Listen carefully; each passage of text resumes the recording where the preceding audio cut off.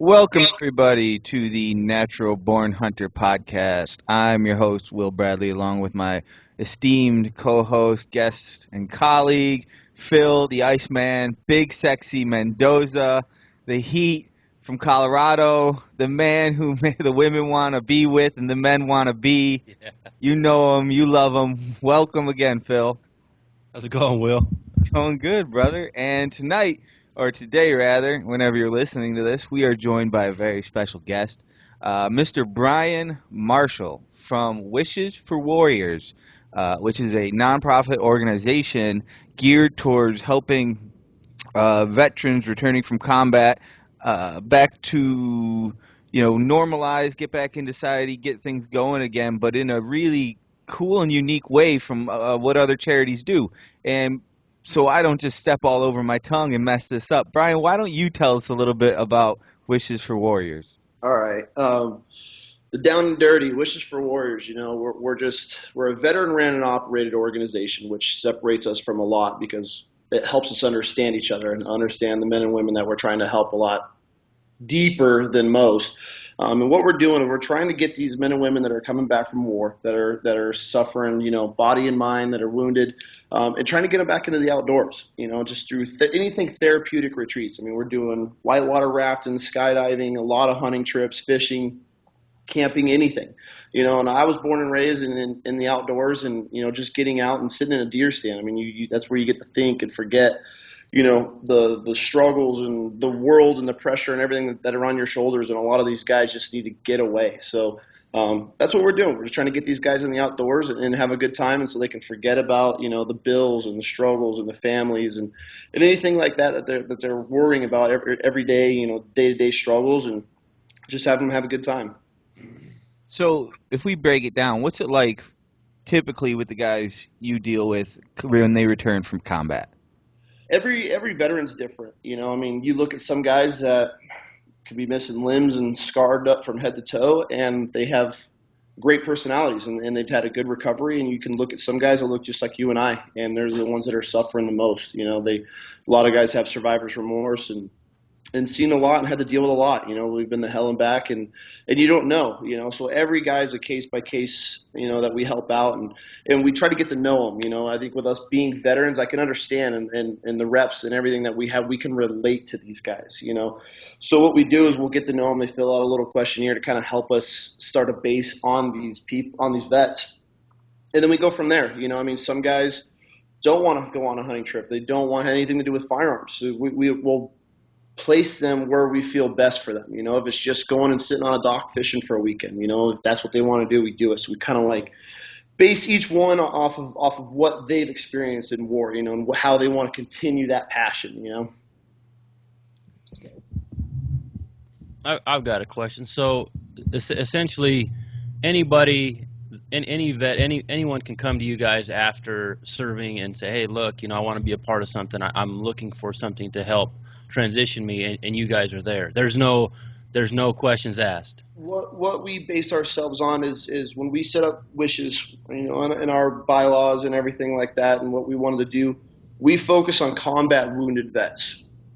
So you had to have served in combat and been, suffer, obviously physical injuries or suffering from post-traumatic stress. So we're 50% combat disabled or more.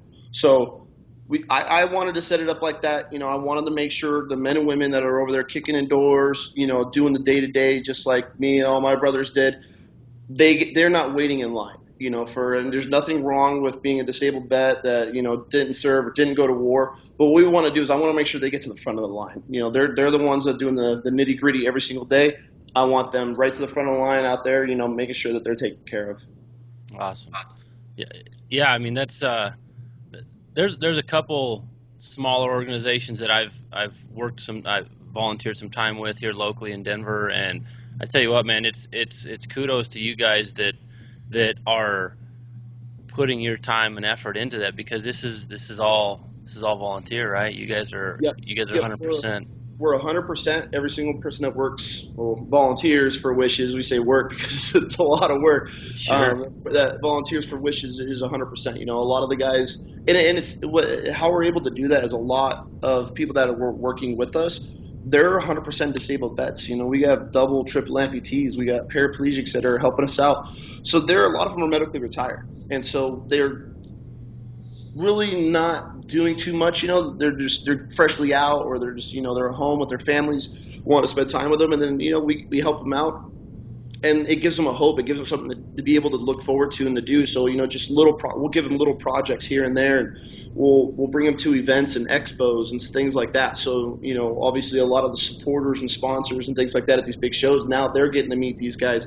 So we're helping them out. They're by them helping us out, we're helping them out. It's an awesome thing that we're doing. So every single cent that we raise goes right back into our organization. No, and that's awesome. And look, just checking out your guys' Facebook page and stuff. It looks like you guys had a pretty big event recently down in Texas. Is that right? We've actually, our biggest one we just did. We were just in Delaware.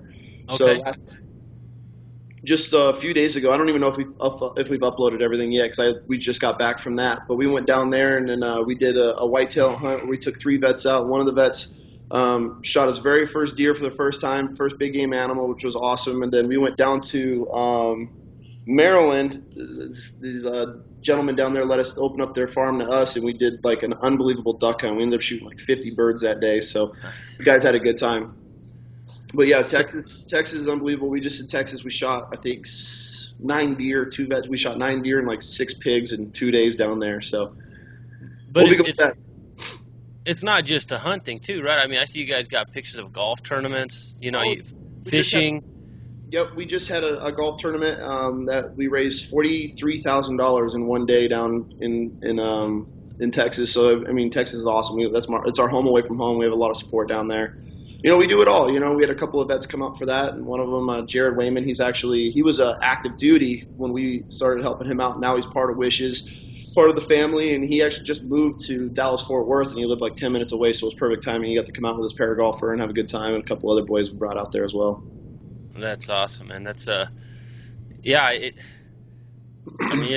looks like you guys are, staying busy, and that's good, and that's probably the biggest part of what you're trying to do is properly place somebody in to fill their time in a productive manner, and like I said, organizing events, helping other brothers and that have dealt with the same things out. It's awesome to see. I never served, and I've got a lot of buddies that have, and I tell you what, like you said, looking at one to the other, sometimes you can't tell, the different trials that each one's dealing with or they're going through. So to see that these kind of programs, and specifically the ones that are involved in hunting, I'm all about it, man. 100% supporting. Yep. I have a buddy who served, and he said, one of the things that helped him out the most coming back, dealing with everything, is hunting and working out. Yep. Those two things combined really helped him get back into the swing of things when he returned. And what do you hear from these guys when you do these things and they're going through this? Is it like, man, this is really working? Is it kind of a slow, arduous process, or do you see a lot of light at the end of the tunnel from the get-go with them?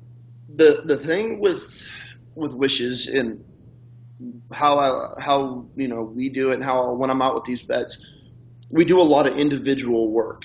So it's a lot of one-on-one, and there's nothing wrong with the charities that send out the big groups of guys. I mean, if we were at that level, I would be sending groups of guys all over the world, But focusing on the individual, say I send 5 guys to a trip. Well, that one individual vet that needs the help the most, he's the one that's suffering. He's the one that's just not getting by. He's having a hard time. They kind of blend in with the crowd, So with us and me, and I have our rep Ross in Texas, we go with these guys, and so you're sitting there for 2, 3, 4 for a week with these guys in a deer stand or in a blind or in the woods. So you get to know them. You get to know the struggles that they're having.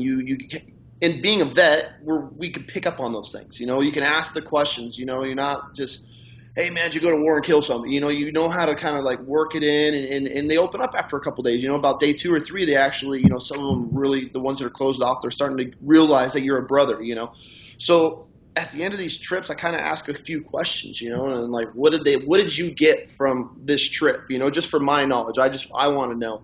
And the answers I get are unbelievable. It's just, even if we didn't go out, and I don't care if we kill anything. It doesn't matter if we harvest the biggest whitetail or the biggest bull elk or whatever.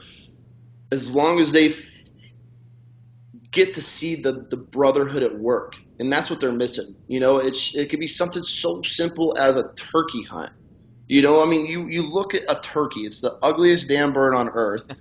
I'm not a big turkey hunter. I mean, it's fun, but I would rather spend my springs like fishing or doing something in the outdoors. But you could go on a turkey hunt with a guy and sit in a pop-up blind down in Florida, sweating our balls off is what we did, and we had the time of our life. It was a great time, and it literally changed this veteran's life. He was really struggling, and just something so simple as that, because I sat there with him, talking with him every day. You're with him at night. You're sitting at a bonfire. You're doing the veteran thing and talking trash to each other because he's Army, I'm Marines, or we're better. All that kind of stuff. So we get to focus on that. So it's allowing us to open these guys up. So at the end of the day, I mean, it's been unbelievable. It's something so simple can change a veteran's life that people don't even realize it. So we've had a lot of good feedback. I'd say 99.9% of the time these guys are just absolutely grateful of just being able to get out into the woods and just have a good time and forget about life for a little bit. What I don't think a lot of people understand, veterans come home and it's not like other people coming home from a day at the office. No. I forget we talked about this when we had the guys on from Mountain Ops. The statistic of the amount of veterans committing suicide a day is like 22 a day. 22? 22 a day, and I mean, there's no bankers going home from work killing themselves, at the rate of 22 a day. If that was happening with any other profession, I feel like there'd be, a huge uprising or whatever. There'd be change. Yeah, I mean, you got to. So let's put ourselves in the life of a veteran real quick. So imagine being in Afghanistan. This is coming from guys that I've helped out. So one day, these vets are over there and they're hooking and jabbing, they're fighting, they're fighting for their life, and your boy gets hit. Imagine your best friend that you've just spent 9 months with over in Afghan, side by side, taking showers together, shitting together, eating together. I mean, you live with these guys, they're your family. And then one day he gets hit and you got to put a tourniquet on him and you're waiting for a bird to come pick your boy up. And then the next day you're packed up, ready to go home for your R&R. And 2 days later, you're back home holding your baby girl for 22 days. And after that leaves up, you're back in Afghan hooking and jabbing again. I mean, what does that do to the human mind? You got to think of things like that these guys are dealing with. I mean, one day this guy's saving his best friend's life. The next day he's holding his baby girl. 22 days later, he's back in Afghan fighting for his life again. And then when the military's done with you, a lot of times they're just like, have a nice life. You EAS, you get out, and then that's it. And so they never really get the help. And then it's the living with those guys changes you. I was on an Amtrak, or amphibious assault vehicle. I mean, it's the size of where we lived is the size of a big bathroom. There was 4 of us who lived in the back of this vehicle for like 9 months. I mean, everything about those guys when you get home. Those are your brothers for life. So imagine just dealing with those guys, and then all of a sudden you're back and you don't have that anymore. It's that loneliness is what's getting these guys. It's not having somebody to be able to sit there and talk trash to and go on patrol. And I mean, even when you're not, you're sitting there throwing rocks into a bucket or something like that. Just those things these guys miss. It's just like, imagine your best friend as a childhood growing up, and then one day he's just gone like that. And trying to deal with that. So it's rough. These guys are coming back. They see a lot. I mean, they go to hell and back fighting, and then they come back, and then they're just left to deal with their own. So it's not a surprise that a lot of these guys are suffering. And sorry, that was my alarm for you guys. What you guys called early. So I was gonna say, that's a nice ringtone you got there. it's the only thing that wakes me up. If anything else pisses me off, so it starts my day off bad, unless it's like an actual song. But it's tough for these guys, and they're struggling, and just for them knowing that we're there. That I get text messages in the middle of the night like, "Hey man, love you. Thanks for being there for us." Those are the things those are my paychecks. They get to help us because those guys know they still got a brotherhood. So. It's just trying to get them out. Just let them know that there's veterans there that care, and we're all still here for each other. Hell yeah! And what kind of feedback do they give you after? Do you do follow-ups or do you get more? How's that work? It's pretty funny. It's when I say like a brotherhood, with the men and women and everything. It's scary. I get text. I got two text messages yesterday with a link on them, and I don't even open the links anymore from bets because I know it's going to be something. So I just tell the guys, I'm like, dude, go screw yourself. I'm not opening that. They're like, oh, it's the biggest whitetail in Utah. Open it. I'm like, I'm not. Or where was it? Like Missouri. That's what it was. They're like, it's a I new don't care. record. I'm like, I I don't don't care. opening it. Sorry, I get messages like that from Phil sometimes. Nope. Just And I'm stop like, if I just delete. Oh, no, I don't even want to see what he's sending me. and I tell him, I'm like, go screw yourself. I'm not opening it. They're like, you got to check it out, though. We got to go hunting here. I'm like, I don't care. Like, I'm not opening it. So it's great. Feedback that we get from these guys, and we had our banquet and things like that. We bring these guys together, and it's really cool because you see them all talking on social media. We welcome them to the family. And then you'll see the group of guys that we've helped, and they're all commenting, on Facebook and Instagram, like, "Hey, brother, welcome to the family." And then when we have these big events where we bring these guys together, it's kind of scary in a way because I'll just step back and I see them all come together, and it doesn't matter, Army, Navy, Marines, whatever, Air Force, they're coming together, and because they've all have now they have a common bond with each other, and it doesn't even matter what walks of life they came from. Now those guys have that brotherhood of wishes, and that's just growing and growing and growing. So it's becoming quite a thing. That's something I've thought about a little bit of this. I think it's kind of a culturally wide thing where people have become more isolated. Oh yeah, Not just veterans returning. It just seems like society. I mean, there's just a lot of distractions. There's just more going on in life now. It seems like there used to be more of those clubs or league, whatever, like a fish and game club or the veterans, the VFW used to, like, the only people I still know who go to like the VFW to drink is like the old guys. yeah. You know what I mean? There's not those group gatherings and kind of like, I mean, like you said, yeah, for hunting, people will still get together and hunt, but it's not on the scale I feel that things used to be. Yeah, you don't have the big clubs anymore and things like that where you can sign. Or if you do, it's super expensive. These guys, bust their ass for a living. They're no different than anybody else. And it's like, I got guys that have big hunting clubs buying them. I'm like, hey, check it out. And they're like, oh, it's like 30 grand for a membership. I'm like, wait, Yeah. we'll take you out, buddy. Like, let us know when you want to go. So, it would be nice if there was a lot more, if we went back 30, 40 years, where you had a lot of the big clubs and things like that, or just pheasant clubs. And, but now it's like a pheasant club's ridiculous. It's like, I don't even know how some people afford to go shoot a pheasant. It's like you shoot 4 a day or something like that for your membership of 12,000 a year. And I don't know. So, but that's what we're here for, is to let these guys know that, they can look at us as a club or anything. And, we're going to get them out. It's kind of nice. Like I started this online group for hunters who are into working out, right? So Nice. hey, I'll add you to it once we're Facebook friends, so you All right. see what's going on there. But it's kind of cool because like there's way more activity going on in this group than I ever thought there would be. I thought it would be something I was really gonna have to push and work on. It was kind of like day two, people were just taking it and running with it. And it's not, just CrossFit. It's not just trained to hunt guys. It's not just bodybuilding or powerlifting. It's like everybody's there talking about hunting or working out, telling each other to stop being pussies and lift more weight.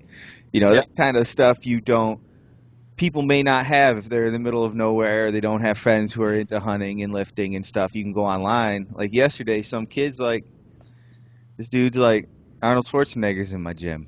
First post up is, no, he's not. And he's like, yes, he is. The guy's like, get a picture. This kid takes a picture, and it could have been your grandmother you took a picture of. You couldn't tell who it was, right? He's like, he doesn't seem like he wants anyone near him. I just wrote, listen, if you don't go up and ask him for this picture, you will regret it for the rest of your life. Is Oh that yeah. something you want to live with? Oh yeah.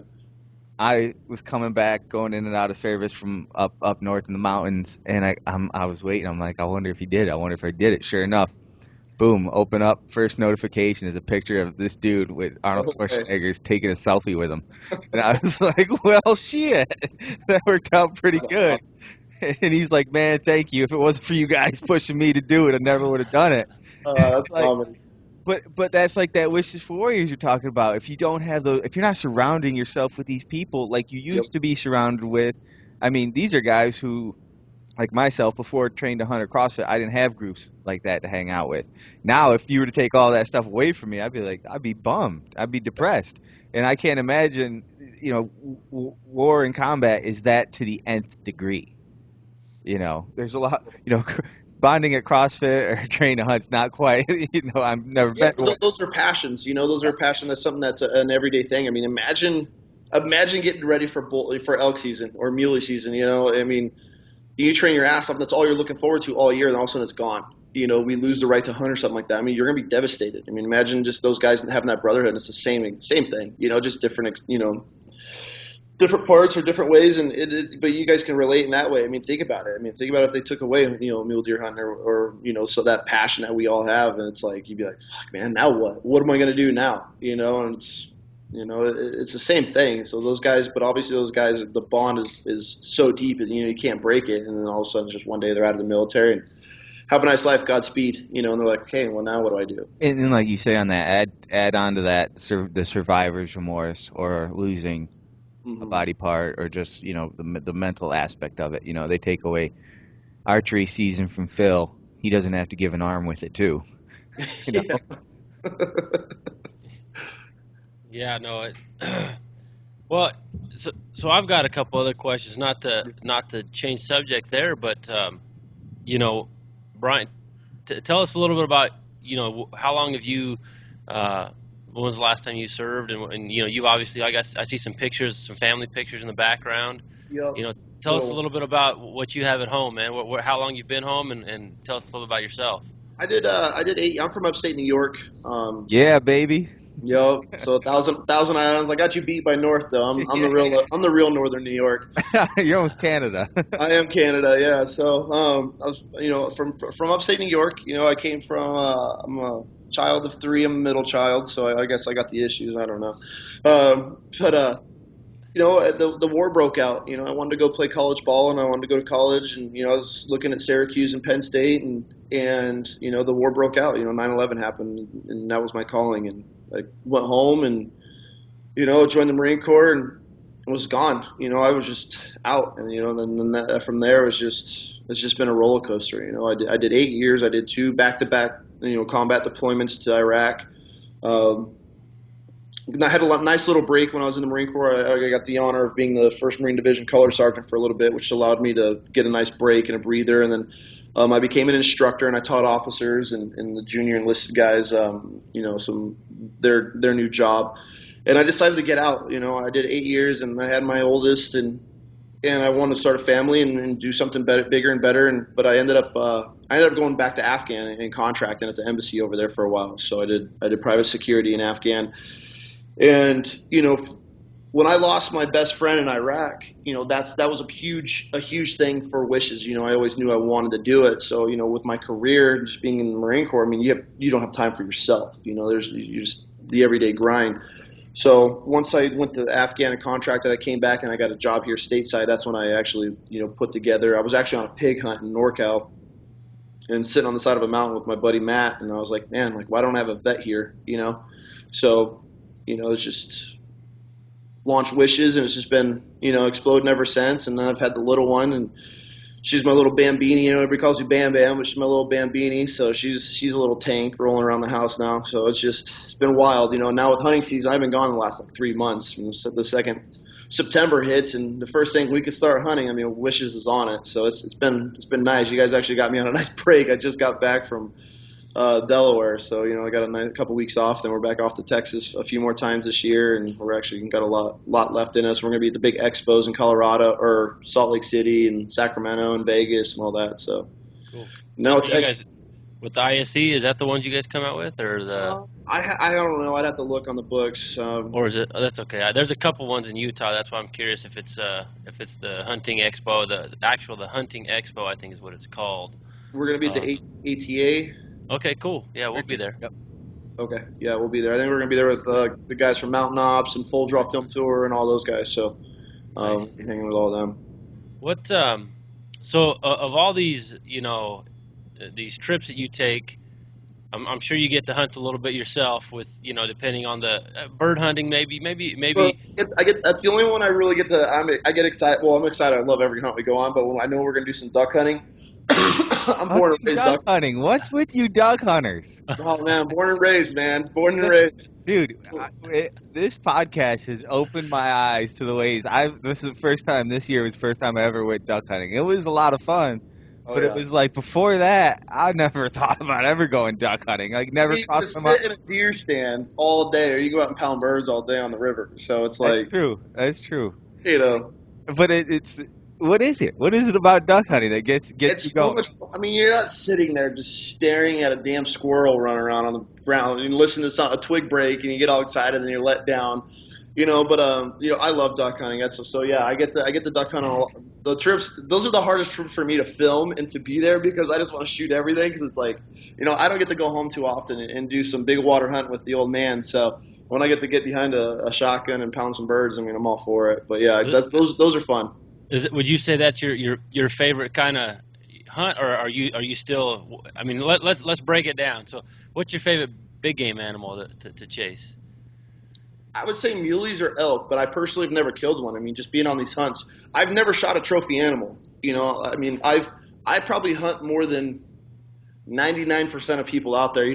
I did 15 trips in 2 months, I think it was. And so, like I spent a lot of time in the outdoors. From you name it. I mean, this year we went from Canada bear hunting to Argentina dove hunting. I mean, we cover it all, and it's so I get to experience a lot. But I would say if my number one animal that it's on my bucket list is an ibex. So that's my number one. I'd love to go to like Kyrgyzstan or one of those crazy countries and hunt an ibex over there. But I would say stateside would be either a bull, big old elk or a mule deer. We've been on a few of those hunts and I'm obsessed with it. Just chasing down and listening to a bull bugle is just unbelievable. There's ibex in New Mexico too, right? Yeah, I want a real one though. Like I want I chase. Trevin, if you're listening, he does not speak for all of us here. I'm sure the ones in New Mexico are very real. You know what I mean? I want Yeah. I want the experience. So. Yeah.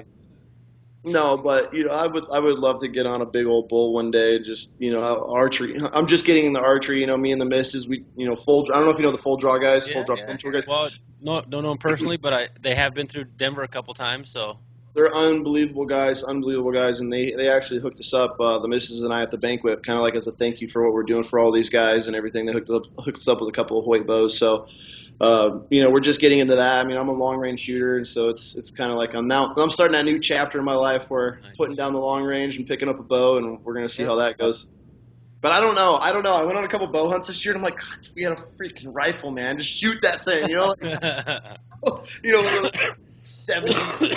Like, oh my God, if we had a freaking rifle right now. So Now, have you ever thought about doing a train to hunt event? Maybe getting some of the veterans out there. Do you know anything about train to hunt or? yeah, I mean that's the thing. I mean, we actually sponsor a few vets for like CrossFit events and things like that. So we don't focus a lot on the fitness side, which I'm extreme fitness. I love being in the outdoors. Except for the last 3 months, all I've been doing is traveling and eating barbecue and drinking beer. So I'm not too fit right now. Oh, geez, the hard life you lead. Rough, rough.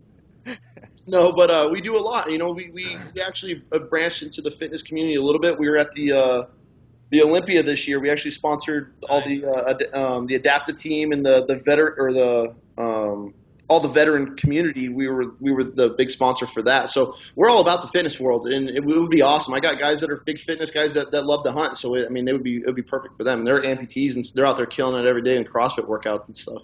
Heck yeah. I saw some of the power lifters. I mean, they're putting up big weights. Yeah, yeah. There's a lot of. I mean, it's insane. I mean, the guy that his name's Wally.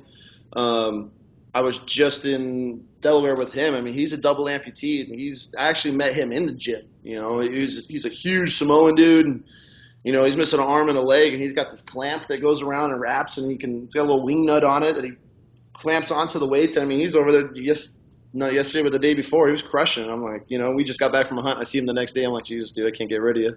I'm like, like you're all that alcohol's coming out of his pores now. He's sweating his ass off. We had a good time out there, but yeah. So it's like, I mean, we got guys. I mean, he would be great for it. I got my boy Dom. He's out in North Carolina. I mean, he's a big CrossFitter and he's into hunting, and so it would be perfect. He's the one I've seen on your Instagram before. I think his name's like One Nub Wad Crusher. Yeah, yeah, yeah. He's One of like the best Instagram names I've seen. Oh my God! Some of these guys are like one of our board members, Corey. He's a double amputee. His watch what I could do with no legs is his Instagram. Wyman, he's a paraplegic. He's in a wheelchair. His is Wyman on wheels. I mean, some of these guys have hilarious names. That's also the kind of nice thing, I guess, about the change in things too, is with social media, you can connect and stay connected with so many more of these people. Oh, absolutely. I mean, I put a post out there, and these guys are all commenting, and it is kind of nice because if we don't see a post in a while, we check on them. A lot of these guys that are big into social media, they love it just as much as all of us. And if I don't see anything for a few days or they don't come across my feed, I'll shoot them a text like, "Hey man, you good? Yeah, man, thanks for checking." Just so it's kind of like a little reminder of us. If I don't see them, and if they don't come across my feed, I kind of triggers a little thing for me to check on them. So because I get so busy, wrapped up in the wishes life, and Yeah, get a good picture. picture. There you go. Yeah, that's good. You could probably screenshot on your computer, right? Dude, you know how hard listen, Phil and I started a podcast. I didn't even own a computer. I don't know what the hell I'm doing with these things. Like, I have asked for so many favors, and now look at this setup I got. It's pretty sweet, but my buddy Joe built it for me. It's like, I got that. I got the double monitors going. Luckily, there's no porn on there. I was gonna take over the Mrs. corner of her office, and there's no way. She's got all the monitors, and I'll get confused and lost in that. So No, I got put in the basement. Those Phil. Now we're in the basement with our computers that we barely know how to work. Well, I just got this computer like 2 days ago. Literally, my other one crashed, and it's got all my footage and videos on it. So we're waiting to get all that off of there. So I was like, man, I hope I know how to work this thing. I logged on and was like, Yeah, I'm sure that's the stuff you're really missing that was on that computer. yeah, right.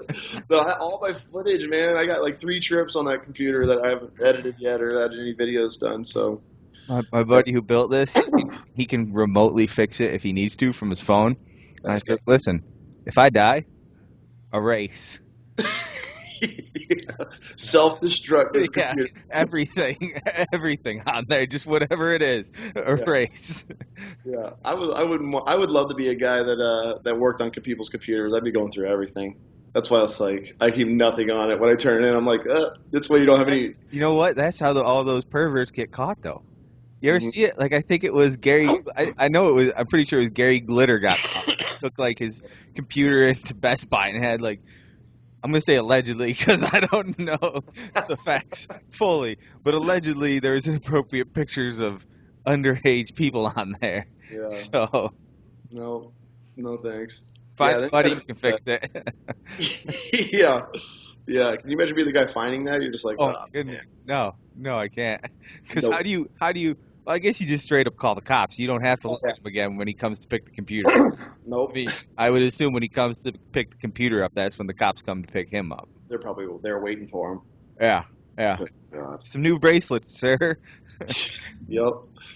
So, Wishes for Warrior, I've heard charities, and I saw a thing just this morning that none of the money of the pink gear from the NFL goes to actually help breast cancer, and that was just the headline I saw. I don't know much more than that, so I'm going to say allegedly with that too. But you guys aren't run like that. The money for you guys goes to help all the veterans. Yep.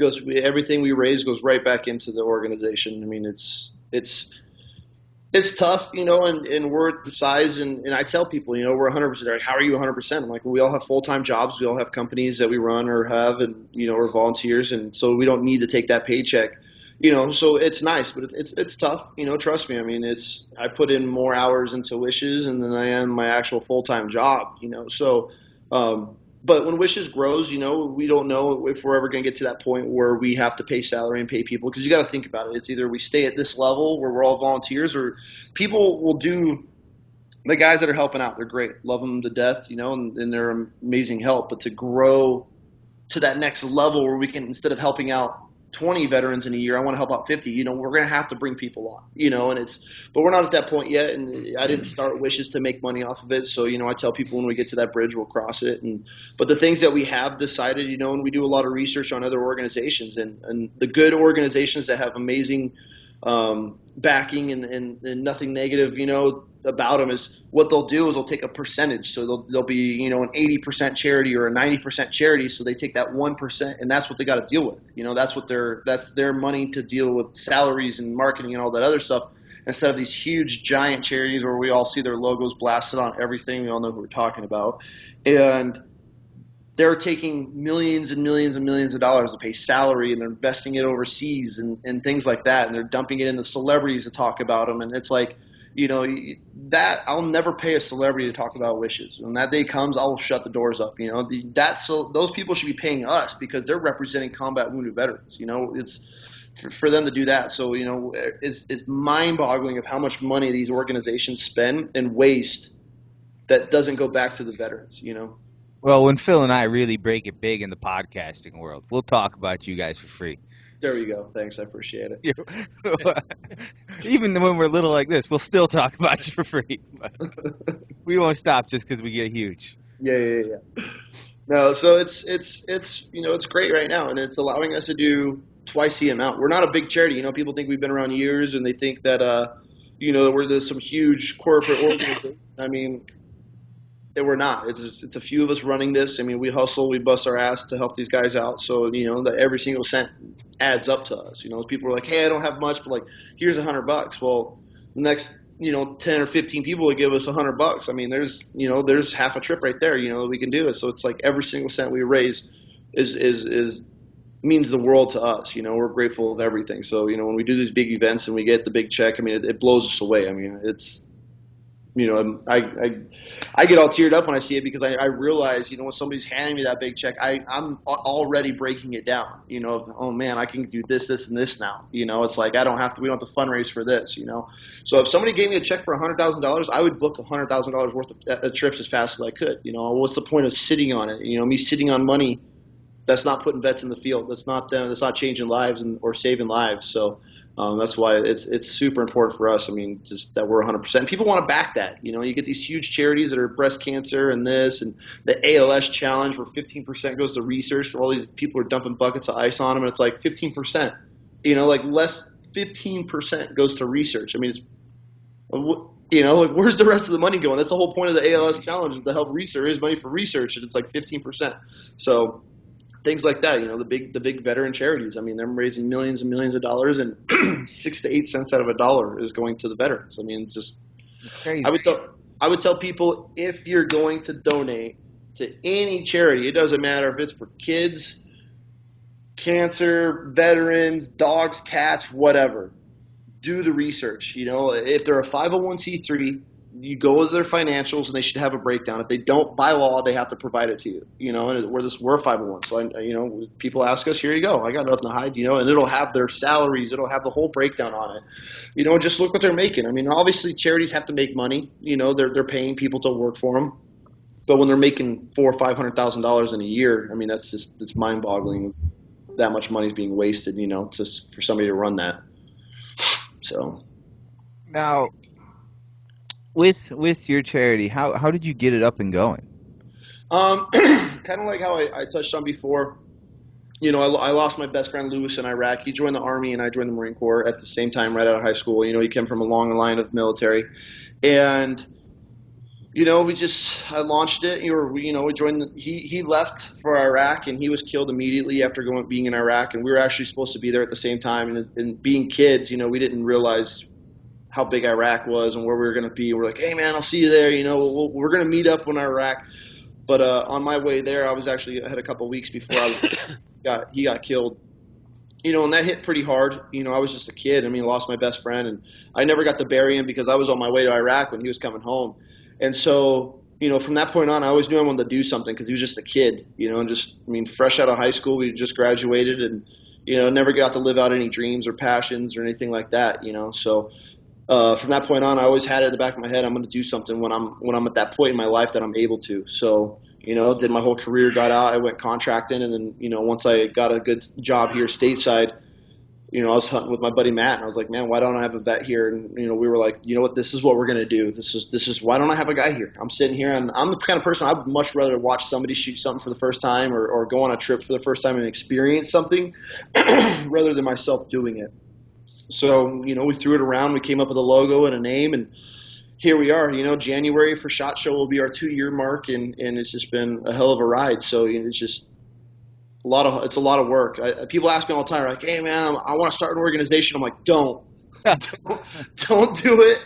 Find an organization you like and support it. Be a volunteer, do things like that. It is a lot of work, especially if you want to do it right. Sorry. Especially if you want to do it right. There's so many organizations that we start working with, and then we find out, the dirty about them sometimes, and we instantly back away. We're going to work with people that are on our level or better, that we can work to their standards. So it's just, we get approached all the time by other organizations. Hey, let's team up for this. Let's do this, and we do our work. We do our homework. And it's like, if they're doing things, or we'll send a vet, one of our close vets, we'll send them on a trip with them, and we get their feedback, and if they don't like it and they don't get the feel for it, then we're not dealing with it. So it's because I set wishes to a certain standard and how I want it to be. These guys come first. It's built around them. If they were a combat wounded veteran, I put in their shoes and how they'd want to be treated. And I think the other organizations that we work with or we would work with should be doing the same thing. And if not, it's like, we're on our own. Until then, we're going to keep the hustle and keep helping the boys out. And you partners with some really cool companies. I see an almost flat brim hat on your head from Mountain Ops. Yeah, Mountain Ops. Those guys are awesome. They take care of us, and I spend actually a lot of time with them. I go to Utah quite a bit. I'm always passing through there, going to a hunt or something like that. So, I guess my dog's going to join us. So there he is. So, anyways, so Mountain Ops, those guys take care of us big time. We've partnered with a couple big, shows with Jana with Skullbound TV. I don't know if you guys are familiar with her. She's on the Sportsman's Channel. She's unbelievable. She's actually hooked us up with a couple of big hunts this year, and she promotes the hell out of us. And I call her the gatekeeper because she's sponsored by Cryptech and all these big, Tenzing and all these big companies, and it's companies that we're trying to get in as a sponsor and work with and all that kind of stuff. And then she makes one phone call. They're like, oh, yeah, send them our way here, whatever you guys need. It's like, so she's been a huge help for us. The Full Draw Film Tour guys, those guys are unbelievable. They've raised us, I think, $15,000 this year already, and they still got like 4 shows to go. Just touring and doing. I think they got the pink hat. I have one in here somewhere that they raffle off. But yeah, so we've been fortunate enough to team up with some really cool companies. I want to help these guys out. That's awesome. So have you got any of the blue drink from Mountain Ops yet? The blue? No, I have not. Okay, I just checking. I haven't either. I've seen pictures, but I've yet to see the blue drink. Actually, I just hit him up. He's sending me a whole new shipment. So hopefully throw some in there. I'll have to text him and tell him to hook it up. Phil, you'll get some blue drink. Hey, if I get some, I'll ship you some. I've already made a call. You'll get some blue drink. I've thrown a couple jabs over at Casey and Jordan's way about the blue drink, about the alleged blue drink. It's like they're on top of a mountain with their cup of blue drink, and it's like, hey man, share the love. What's going on? Exactly. Do you know what the blue drink is yet? Me? Yeah. I saw it once. I saw it on their post, but I haven't had a chance to talk to them. I've been gone for the last 3 or 4 weeks. So I think when they launched it like 2 weeks ago, right? Or something like that. I don't know if I don't think it's out. I don't think it's launched yet. Officially yet. Oh, that was the big things coming. Yeah. Yeah. The blue drink. Yeah. Because now they have the jerky, right? They got I saw a picture of that too. They're killing it, man. I mean, they're jerky. You guys saw jerky?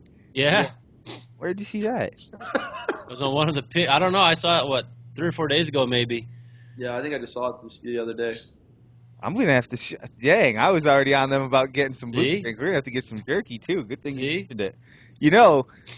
Brian, if you would like to get, I don't know if you pay for yours or they're nice enough to send you some, but if anybody would like to get 20% off their order, they can use the coupon code NBH20 at checkout and get 20% off their order. Those guys just giving stuff away.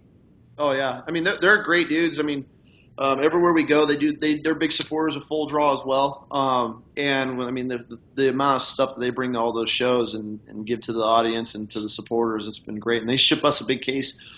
It seems like every other week I'm asking for more because I'm on so many trips. You know, they were like, yeah, how many you got? And then they'll send me a case, and I go to like 2 trips, and it's all gone with hats and shirts and supplements. And then you know, and all the guys love it. I'm like, hey, I kind of need some more. So, You're just a supplement addict. yeah, exactly. So, Getting others hooked. I'm on the road 24/7, so that stuff keeps me awake.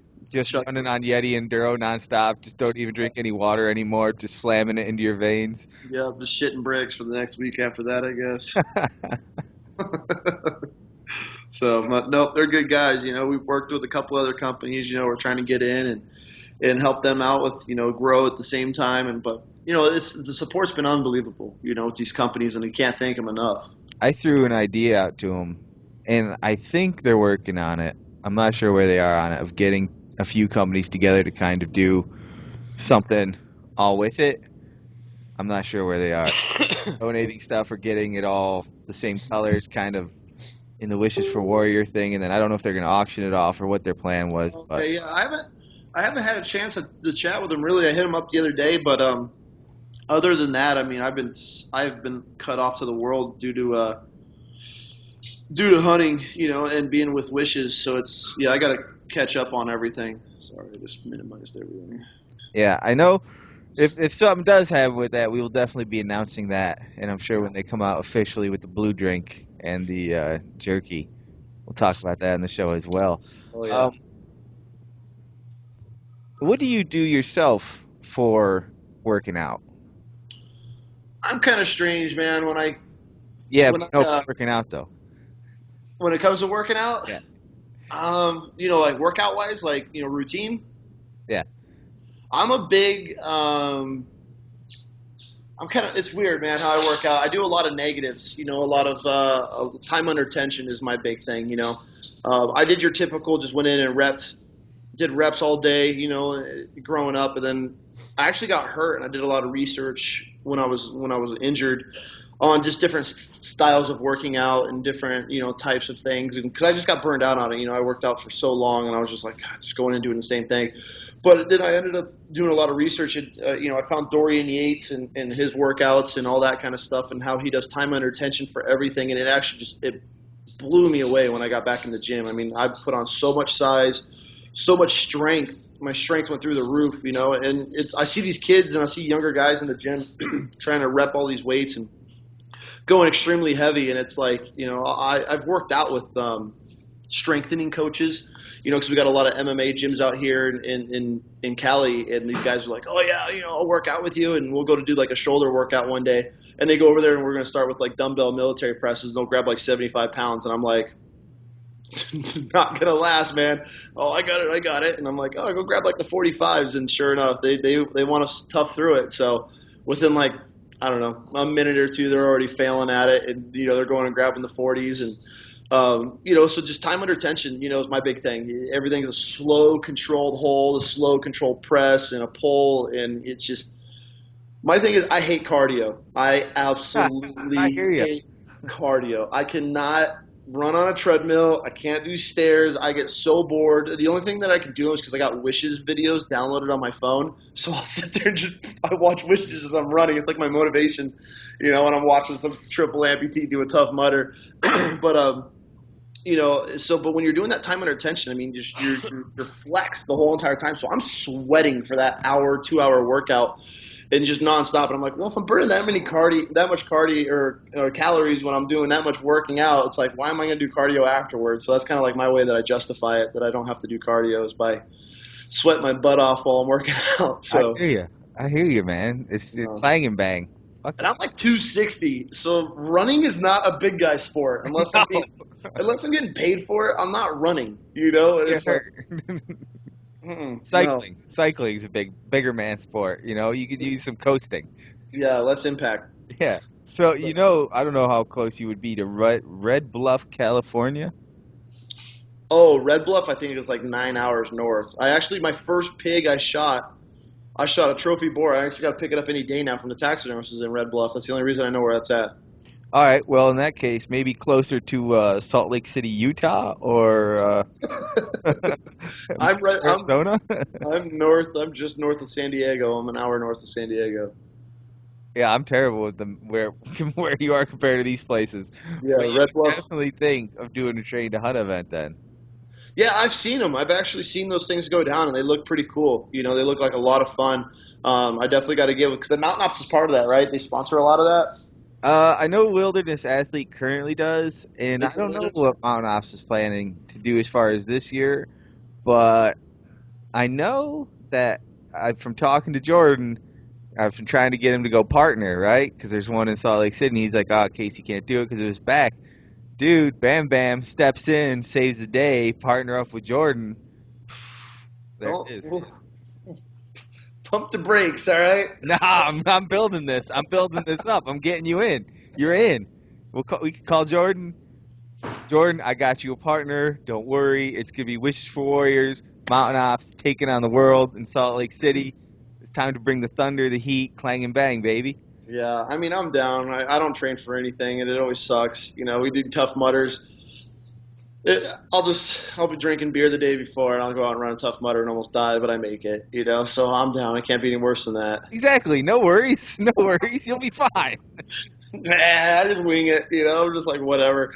You know, I see these guys. You know, these big hunting guys that train for months. They're all training off season. I'm like why? You know, and then I get in the mountains and I'm sucking air. I'm like, oh my god, I should run. You know, it's like every time I'm like, I'm just up there, you know, 10,000 foot elevation chasing elk with a vet, and he's running around, and I'm just sucking wind. I'm like, man, I'm gonna train next year, but I never do.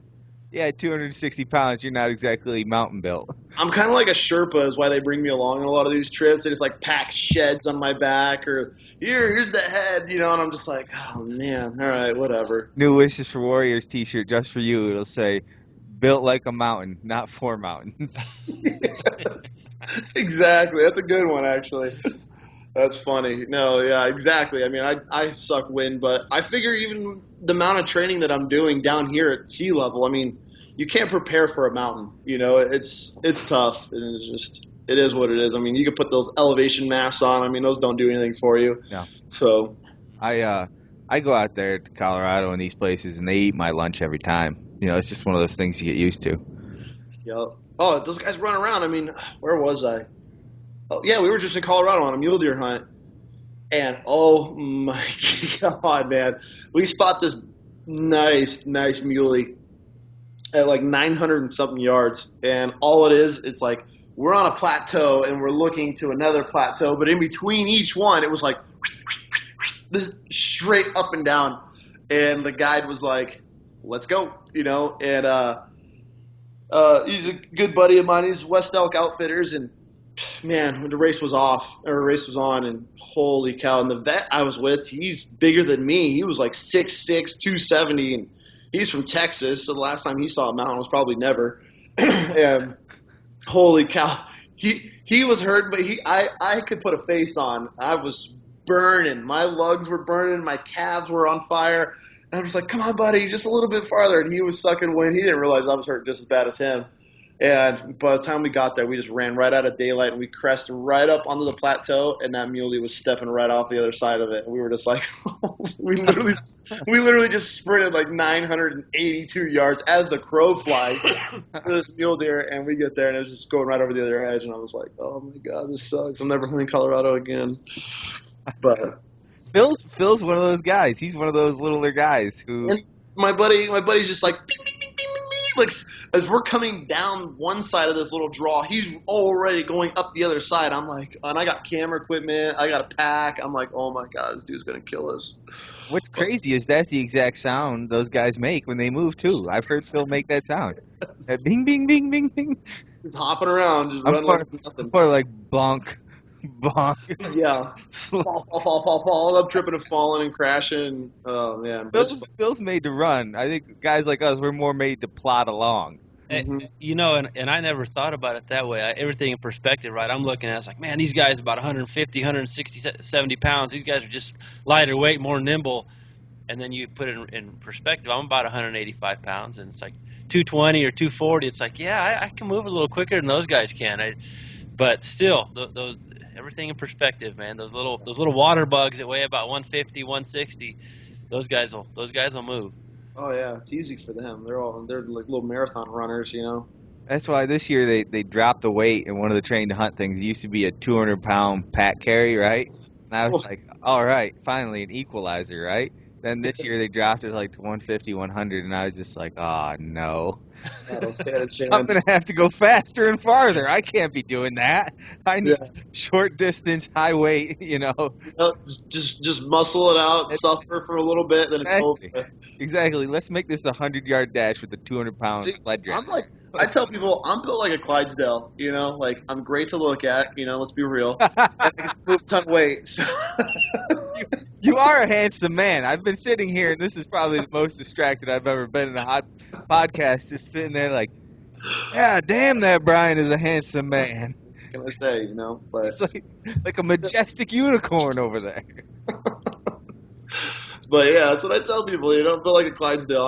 I'm just here to move heavy crap around, and that's it. You know, short distances. I can lug some beer around, and that's about it. So That's the thing. Phil's like a thoroughbred. You and I are pulling the carts.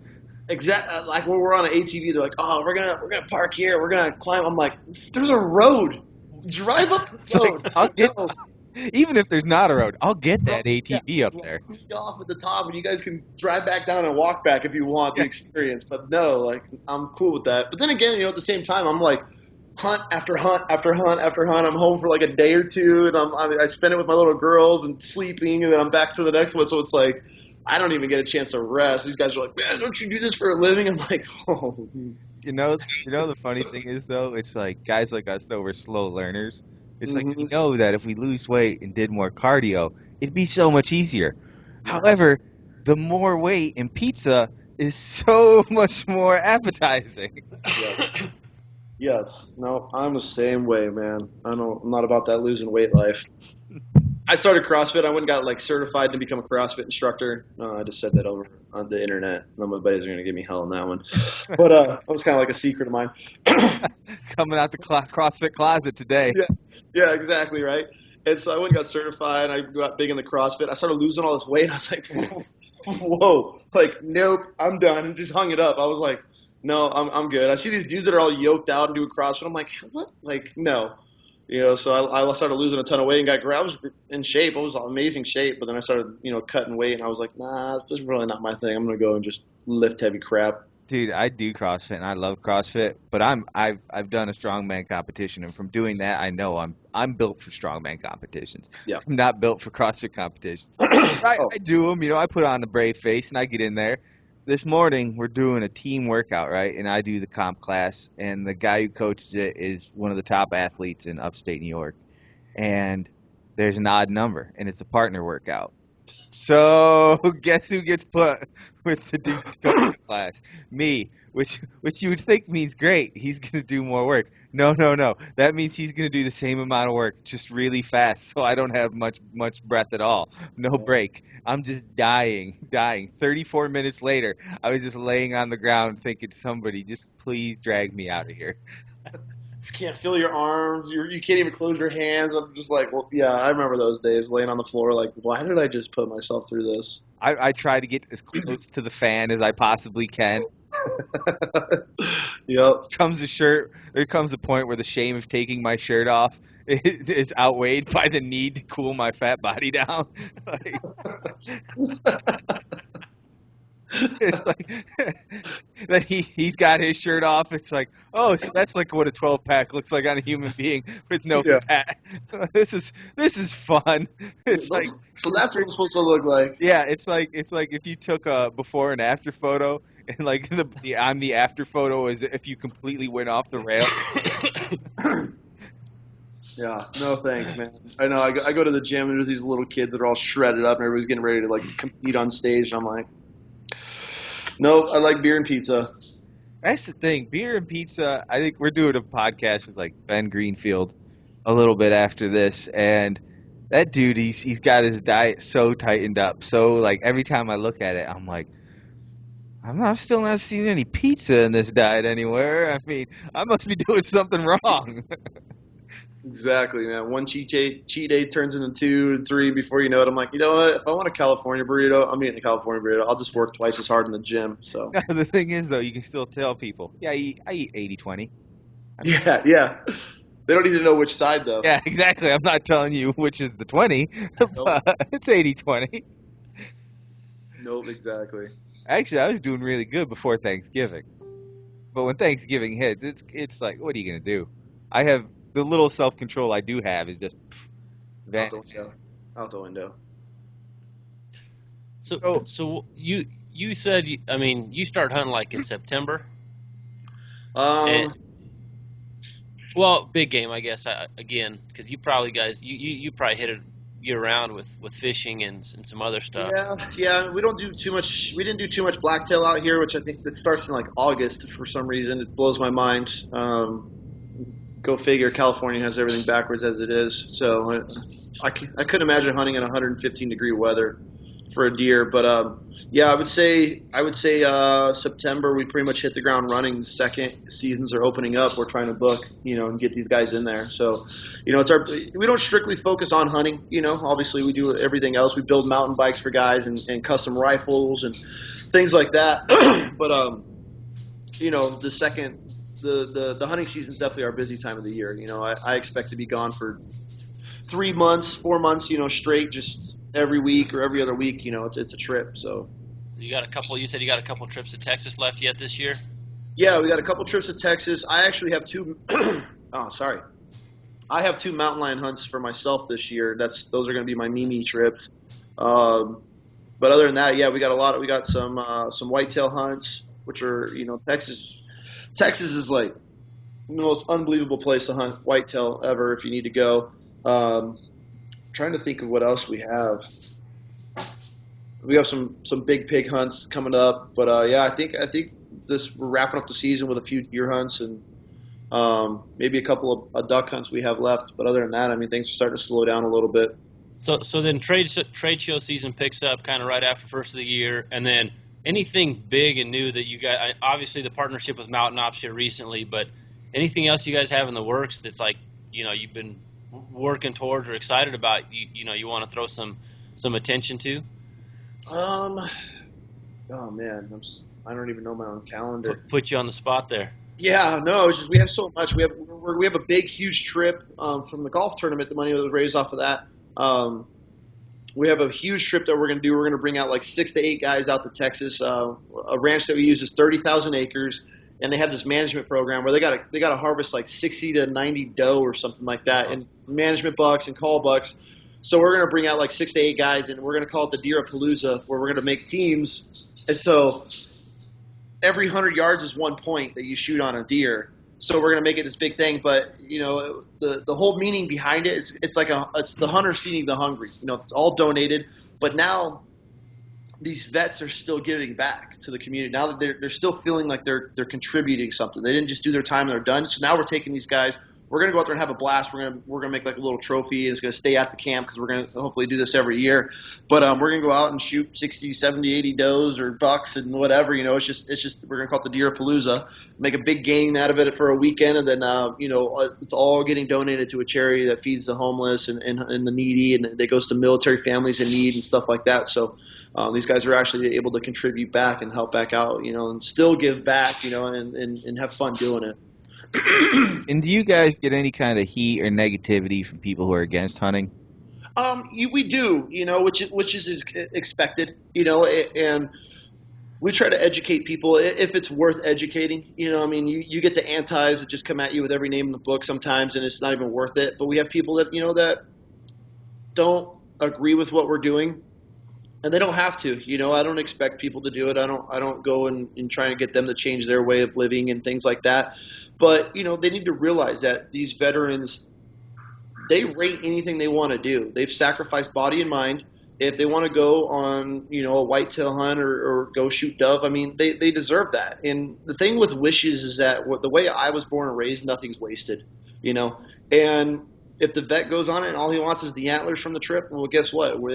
we have charities that we actually work with that will give them the meat that goes to military families and homeless veterans and things like that. For they'll do big food drives and provide for that. So it's expected, especially with social media. You have so many little keyboard warriors on there, and a lot of these kids that don't have a clue what they're talking about, and they don't understand the management that goes into hunting, and they don't understand the conservation and how big that really is. I was that kid. I was out there. I'd shoot a spike horn in the face the second I saw it. I was just putting meat on the freezer as a kid growing up, and so once I actually educated myself and learned the conservation and what actually goes into it and all that stuff, it's huge of the what behind it all. So in the thing with wishes, we try to keep everything as PC as possible, I guess, in a way. We're not sitting there showing pictures of tongues hanging out of deer and blood all. So we try to clean it up, because we've had several people tell us, they're like, hey, we don't support hunting, but we support the smiles that you're putting on vets' faces, and that's all that matters to us. So we try to keep it as clean as possible. I see some of these charities and the videos and pictures they post. I'm like, I just want to tell them, like, you should probably clean that up a little bit. But at the end of the day, that's a sport. It's it's not the most cleanest, best looking thing at the end of the day when you're done. I mean, to us it is, but to somebody it's not. I understand, and I understand we get a lot of flack. For some reason, bears and mountain lions and the cute little animals. Oh my God, it's like Predators. when you shoot one of those. Yeah, I shot a bobcat, and Jesus, I didn't know they were extinct. At the end of the day, so so it's just it's up, but we try to educate them as much as possible. And to just let people know, it's if that's what their passion is and that's going to save a veteran's life, who cares? I can, if I can put them in the field and have a good time doing it, whatever. It's to each their own. That's it. And you touched on a couple things there I just want to reemphasize, and it's that the military and all the soldiers that are fighting to keep what we have, basically all our rights to keep those. Who are we to judge what they want to do to keep them, to help them live a normal life, whatever that can be, as normal as it can be? And secondly, if it's not your thing, turn the channel. Exactly. Just scroll by. I mean, these guys, they've sacrificed everything, and it's like you're going to sit here and nitpick about it. Like, who cares? Like, I'm not nitpicking because you have pictures of 500 cats on your page. Like, who cares? Right. So it is what it is. If I didn't like it, okay, she's a weird cat lady. Like, I'll scroll right by. I'm not going to sit there and be like, oh, and go on a rant. Like, who cares? It's just, it is what it is. But that's the society we live in now. Everybody has an opinion, and you know what? And how I reply to that? I go, well, guess what? You have that opinion about hunting because of that person. Yeah. Without that person, you wouldn't have anything. And it's like, I'm not trying to sound like vets give us the world, but it's like, that's what we fought for. We fought for our freedom and our rights to have an opinion. And guess what? And you're trashing this veteran that lost both his legs, now just shot an elk. Guess what? You're trashing him because you have that opinion. He's the reason why you have that. And you're able to sit there and run your mouth over social media. And it's, so you're welcome. You're welcome for that freedom is what I tell them. And they usually shut up right after that because it kind of sinks in. But then you have the antis that there's just no winning it. It's just a block and delete kind of thing. So yeah, just let it go. Let it go. Shake it off. No winning against the anti, especially the ones that come at you with. I've been called some names where I'm like, geez, like, holy cow, it's just a freaking bobcat. And they're like, they're extinct. I'm like, first off, if California's letting you hunt something, it's not extinct. All right, Yeah. like, they banned everything out here if they don't want it. So I'm like, if I could buy a tag for $8, I think it went to $9 this year. I'm like, trust me, they're not extinct. Yeah. So it's just funny though. But yeah, I mean, the antis is always a good time. But it's great. Our followers and our fan base and supporters on social media. I mean, it's like almost like a militia. Somebody goes on there and we just leave the post up for sometimes just to watch. We sit back and watch, and it's just, man, we'll try to educate people as much as possible, but the militia will just jump on us. We just have, it's kind of like a joke with us. People will just back us because they understand what Wishes is doing and how we're changing lives. And for somebody to come in there and just run their mouth is just pointless. It's funny to see because, like you said, depending on where those the antis chime in, they'll get eaten up, in a hurry. And it's good to see the educated comments now because the hunting community is becoming so much more educated, like you said, to the conservation side of things and financially and what everything that it contributes. So when the antis come on there, and I'll sit and watch sometimes. I don't see a lot of those threads, but when I do, it's hilarious because it's like, man, they don't realize how passionate these people are about what we do, and they don't realize the money that's put into it. It blows me away that these people actually, if they would educate themselves, and I ask them a lot of times, I'm like, what have you done? What have you done to help animals? What have you done to save animals' lives and to protect them? Well, I did a parade and marched around. Like, that's great. Well, guess what? Every tag that I just spent $1,000 buying, that I didn't shoot anything or nothing was harvested, all that money goes to conservation. All the expos and things like that, and the governor's tag. I mean, I don't know how much of the governor's tag, but all those big, huge tags that guys are paying 10 grand for plus. I mean, where's that money going? And I tell them, look it up. Google, look up elk. You just look up elk in America. The numbers of how they were nothing left and how conservation is changing around, and now they're everywhere. I mean, look at whitetail. I mean, this is the most commonly hunted thing. There's so much conservation and food plots and everything getting put in for these things. These animals are thriving, and the ones that don't have it are the ones that are suffering. You go over to foreign countries where there's no conservation, all these things, and things are wiped completely off the planet, and it's because there's no conservation behind them. So it's hilarious to me. It really cracks me up is when you get the antis, and I'm just like, really? Like, just go Google something, not Wikipedia, to find a credible source, and I'll send them links. I'm like, well, just use a link. Just read this link, and if you still have an opinion after this, let me know, and I'll try and argue it with you. But if you still have one, obviously you're not the brightest thing in the world. So, but it's just, and that's the thing with Wishes is what I'm trying to do. We've teamed up with the Mule Deer Foundation, and with that, it's, I don't want to be just a normal charity that just goes out and harvests animals. I want to give back. And so what we're doing with those guys is that in the off season, we're going to provide them with vets. When they go out and they're doing the food plots and the water, the watering holes and fixing fences and those kind of things. One, it's getting these guys out of the house, which is the most important to me. They're sitting around playing Xbox or whatever, doing nothing, which I would love that life. But anyways, we get these guys out. We get them out, and we're going to send them out with the guys with mule deer and put them out in the mountains. We're going to get them out there, and so now these guys are feeling like they're actually doing something. They're contributing to something and going out there and fixing fences and digging watering holes and troughs and all this stuff. And then in the off season, what we're going to do is that they're going to hook us up with some management hunts and property tags and things like that as a return to help out. So we're actually. I just didn't want to be a normal organization that goes out and just harvests animals. I want to be the complete package where we're going to go out there in the off season. We're out there doing the conservation work. We're helping out. And these guys are getting able to meet people. They're getting able to meet, just your everyday Joe. I mean, you guys could be there as well, side by side with them digging a trench. And so they're actually building bonds and relationships and friendships. And you never know who's going to be sitting next to you fixing a fence. It could be an owner of a company falls in love with one of these vets in his story and hires them. And now all of a sudden, now the guy's got a great job. And so you never know. It's just another way for these guys to network and have fun, get out of the house, and have a good time. So, and at the same time, we're helping out with the conservation world. We're giving back, and we're doing that. We want to be that 360 organization that's just, we're doing it all. Just giving back. We're not just out there harvesting animals. We're actually giving back to the community and giving back to nature and everything like that. Just to be the 100%. I want to be it all and do it all. Yeah, you're really putting your muscle where your mouth is. Trying, man. Trying. It's just, I can see it, going out and harvesting the biggest, baddest animals on earth. But, if I'm not doing, what I preach, what's the point? If I'm doing it, why isn't Wishes doing it, So we're going to be teaming up with those guys. And mule deer is also associated with the blacktail out here in Cali, which is nice for us because it's local. So we got a lot coming up. So this summer coming up, we're going to be doing quite a bit conservation work and getting the guys out in the field. So that's the most important with me. Like at the end of the day, it's like I get hit up. I know what my guys are doing. I know where they're at and where they're at in life. And it's like I can email these guys and be like, call them, hey man, you want to come to Cali and do this out in the hills for 3 or 4 days? Yeah, absolutely. And it gets them out. And that's 3 or 4 days where they're out there having fun, laughing, joking. We go out there and document it and let everybody know. And now Mule Deer Foundation's helping out with wounded vets. And it's just think about it. Going out and digging a trench might not be the most fun to everybody, but to these guys, it's getting them out of the house, and they're going to have a blast doing it. So it's kind of like just a big circle. Everybody's scratching each other's backs and helping each other out. So that's awesome.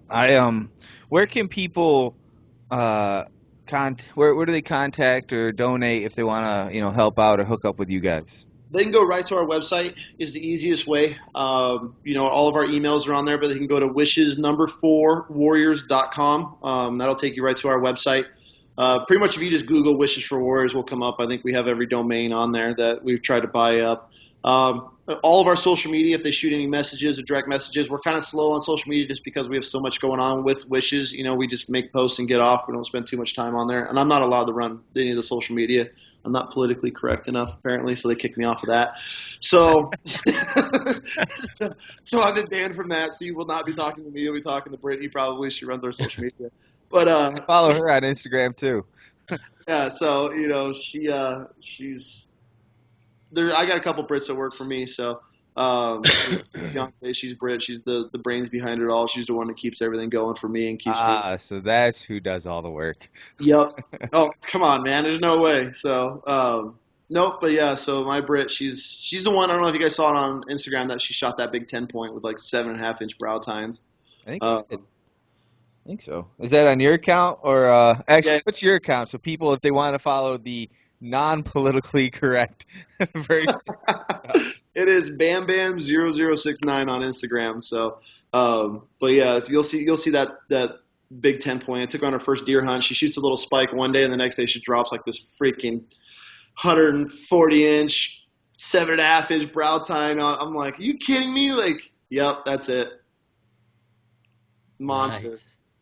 God, I still hate her for that. So When your woman out hunts you, hunting problems. yeah, exactly.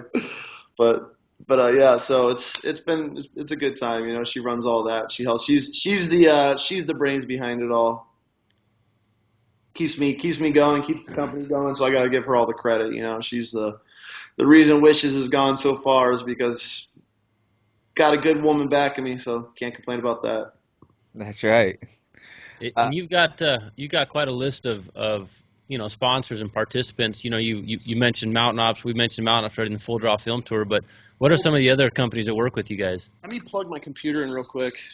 I'm about to die on you. All right. In the meantime, one of the great sponsors of this show that supports us is Alaska Guide Creations, maker of the original binocular harness pack that straps right to your chest. I use one. Phil uses one. It's a great product. Carlos, who was on, he actually is currently serving, and great guys, great product. We could talk about them till I'm blue in the face, but the facts are it's the best of what it is on the market. It's the best binocular pack out there that you can get. Made in America, strong as all hell. Keeps why spend a ton of money on a pair of binoculars if you're not going to keep them in good shape? And the best way to do that is to protect them while you're out on your hunts or in the woods. So head on over to Alaskan Guide Creations and check them out.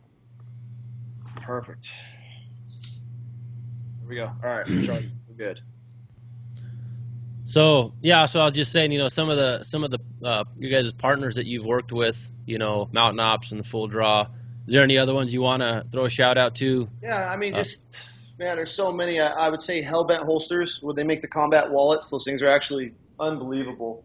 I don't know if you guys have tried them out. I'm not just the thing with me is that pull it out. I've never seen a combat wallet. Let me hold on. Let me go find it. Britt takes my wallet, so she probably has it. Ah.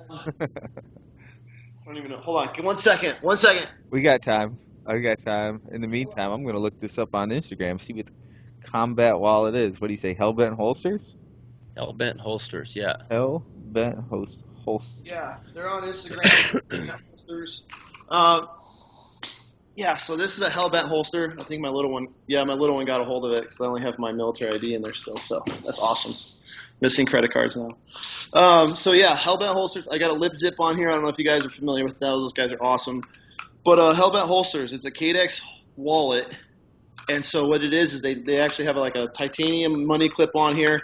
So if I had all my cards in here, then my little one didn't tear all of them out. But anyways, everything just fans out of it. So if you just fan out with one hand, it all closes back in. Those guys are unbelievable. I mean, I use all of our sponsors' products. I'm not one of those guys that I'm just not going to just take things for money. I actually that's why Mountain Ops, we actually we didn't sign with each other or do anything for a while because I wanted to test their product out and they wanted me to test it out, and make sure we actually liked each other and all that kind of stuff. So, Lip Zip, I don't know if you guys are familiar with them. I know you're in Colorado, right? Have you guys seen these? Yep. Chapstick on a dude. It sounds weird. I lose so much chapstick on trips. I literally will buy like a grip of chapstick before I leave. So these guys, you don't lose it. I mean, it's the most genius thing ever. Is that magnetic?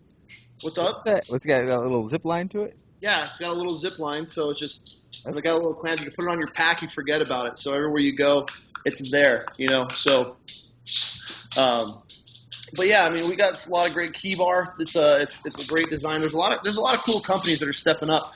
Boys, sorry, my dogs are going crazy right now.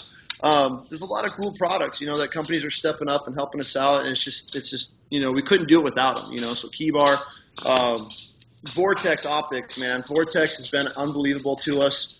They give us any of the products for any of these vets and the trips. You know, we can't thank them enough. Cryptech is hooked us up big time with a ton of gear for these guys. You know, which is a huge thing. You know, is being able to provide these guys with gear and product to go on these hunts. It's not just a one-time deal. We're showing these guys the basics. You know, we're showing them how to field dress, how to quarter up a deer or a muley, and so that way they can go home and they can continue this passion. You know, it's not just a one-time thing. I don't want to just take a guy out, stick him in a stand, shoots a deer, and then we take care of the rest. Like, these guys are standing over it. You know, they're skinning out a pig, they're gutting a deer. You know, so I want to teach these guys how to actually continue this, because if nobody's showing them, how are they ever going to be able to do it? So, you know, I've had guys, you know, and they're sending me pictures like a week later sitting in a deer stand and, like, you know, back home, and it's like, hey man, you know, they got their gear on and, you know, they're able to do it now. They're able to actually go out and harvest an animal and feel confident enough to be able to do it on their own. So, you know, with those companies, you know, with Full Draw, like we said, I mean, Full Draw's been unbelievable. They've hooked us up with so many companies. So it's been a good time. You know, we couldn't do it without the sponsors and supporters, and, you know, it's been a hell of a ride so far. I got the Hellbent thing pulled up here. It's home of the Combat Wallet, the Ferrari of wallets, made in Texas. Yep. We are the new standard of wallets. You can get one at hellbentholsters.com, patent pending. Yeah, good guys. They're great guys. They're huge supporters of ours. They put on we call it the Hellbent Weekend down in Texas, where they'll go and they'll sponsor a weekend where we go down there and actually just pretty much, we call it the epic Hellbent Weekends, where we bring a couple guys in and we just have a blast with these guys. You know, we bring in tons and tons of tannerite. Everything is full auto suppressed, and we just go around shooting pigs for a weekend, and it's a fun time. You know, it shows the guys that there's good people out there. You know, you don't have to be a veteran to support, and, you know, those guys with Glade. Glade's the owner of Hellbent. Yeah, he's just a huge supporter of Wishes, you know, and it's just awesome to be able to get out there with him, and they show us a good time. We go out there, we strap a picnic table. If you go on my Instagram, you'll see a picnic table. We strap it to the back of a truck, and we sit on a picnic table, and everybody's got a full auto suppressed with night vision and thermals, and if it pretty much has a heartbeat, it doesn't make it that weekend. If the animals knew, they would just clear the ranch. So it's a good time. That's cool. So yeah, we couldn't do it without our sponsors, though. You know, I mean, the big companies that have stepped up. I mean, it's been unbelievable. You know, it's just, you know, obviously we can't do it on our own. So the supporters, you know, our support basis that we have of everybody out there backing us and wanting to help, and then obviously the sponsorships. I mean, it's awesome. You know, I never thought in a million years that I'd have, you know, the companies that we do, and being able to meet a lot of these companies along the road, and you know, building a friendship with them has been huge for me. You know, it's just being able to know these guys and see that the support that they want to give back to combat wounded vets has been unbelievable. That's awesome, man. Thank you very much for coming on the show. You can head on over to Wishes for Warrior, is it .org? We have corp.org, we have .org, and we have .com. So all those Warriors, yep, just type in Wishes, 4 Warriors.com is the easiest one, the shortest one for you. Check us out. You'll see a lot of trips that we're doing on there. You know, you can do text to donate, which is a big thing we're doing now. You text 4W to 71777. You'll receive a text message back, and you can do everything right then and there on your phone. It's actually pretty cool. You can start campaigns. Like, if you guys wanted to start a campaign on there for us to do a fundraiser, you just blast it out to all your friends and, hey, everybody donate $5 or whatever your goal is you want to do. So it's pretty cool the ways that you're able to actually donate now. It's not just you go online and do that. I mean, we have individuals actually doing little fundraisers for us. They set a goal like, hey, I want to raise $2,000 to sponsor a hunt. You can send it out to all your friends. You send them all a mass text message of that. They reply, and they just go from there. It makes it super easy for everybody. I have an idea. I might try to get a little something going.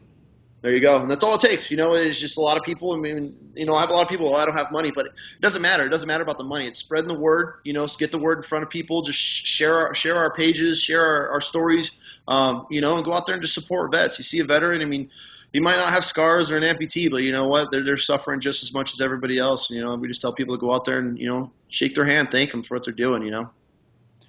You can also check out our fine sponsors if you head to getmountaineops.com or check out Alaskan Guide Creations as well. You can find Wishes for Warriors also on Facebook, Instagram.